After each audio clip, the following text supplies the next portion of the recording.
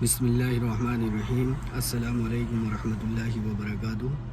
آج ماہ رجب کی 13 تاریخ ہے اور آج ہی کے دن ہم سب کے چوتھے خلیفہ حضرت علی رضی اللہ عنہ کی ولادت بسعادت کا دن ہے۔ آج کے موقع پہ میں آپ لوگوں کو ایک میسج دینا چاہتا ہوں۔ حضرت علی رضی اللہ عنہ کے اسلام قبول کرنے کا کیا سبب بنا؟ ایک موقع پہ نبی اکرم صلی اللہ علیہ وسلم اپنی زوجہ حضرت خدیجہ رضی اللہ عنہ کے ساتھ نماز پڑھ رہے تھے اور حضرت علی رضی اللہ عنہ پیچھے سے یہ ماجرا دیکھ رہے تھے، اور اس وقت میں جب نبی اکرم صلی اللہ علیہ وسلم اپنی نماز کو مکمل کر لیے تو حضرت علی رضی اللہ عنہ نے آپ سے پوچھا کہ یا رسول اللہ صلی اللہ علیہ وسلم آپ کیا کر رہے تھے؟ تو آپ صلی اللہ علیہ وسلم نے ارشاد فرمایا، میں اس رب ذوالجلال کی عبادت کر رہا تھا جس نے مجھے، آپ کو اور اس پوری دنیا کو بنایا ہے، پیدا کیا ہے۔ تو حضرت علی رضی اللہ عنہ نے فرمایا کہ یا رسول اللہ صلی اللہ علیہ وسلم مجھے بھی نماز پڑھنے کی تعلیمات سکھائیں، بتائیں۔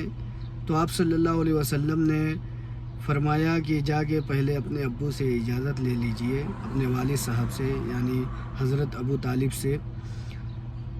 تو حضرت علی رضی اللہ عنہ اپنے والد صاحب کے پاس پہنچے اور اجازت مانگی تو حضرت ابو طالب نے فرمایا کہ اے بیٹے، جو حضور اکرم صلی اللہ علیہ وسلم نے آپ کے لیے فرمایا ہے وہ اس دنیا میں بھی اور آخرت میں بھی سب سے بہتر ہے، یہی سبب بنتا ہے حضرت علی رضی اللہ عنہ کے اسلام قبول کرنے کا۔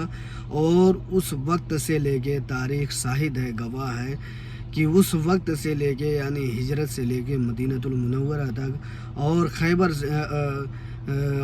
بدر سے لے کے جنگ خیبر تک اور حنین سے لے کے جنگ خندق تک، یہاں تک کہ پھر مدینہ المنورہ سے لے کے دمشق کی جامع مسجد تک جہاں آپ کو شہید کیا گیا، آپ نے کبھی نماز کو ترک نہیں کیا، آپ نے نماز کو سب سے پہلی ترجیح دی۔